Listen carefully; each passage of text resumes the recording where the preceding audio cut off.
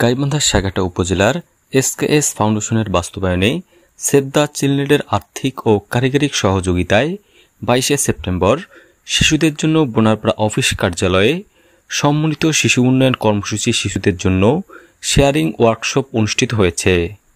ওয়ার্কশপে প্রধান অতিথি হিসেবে বক্তব্য রাখেন উপজেলা মাধ্যমিক শিক্ষা অফিসার আহসান হাবিব।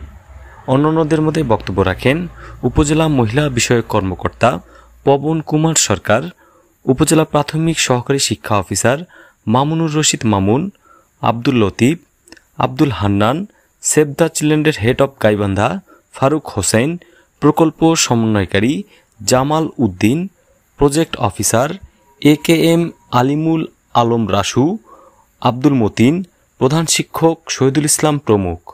সাগড়া থেকে মাজেদ মজুর ভিডিওচিত্রে মোস্তাফিজুর রহমান ফিলিপস, সাগড়া নিউজ।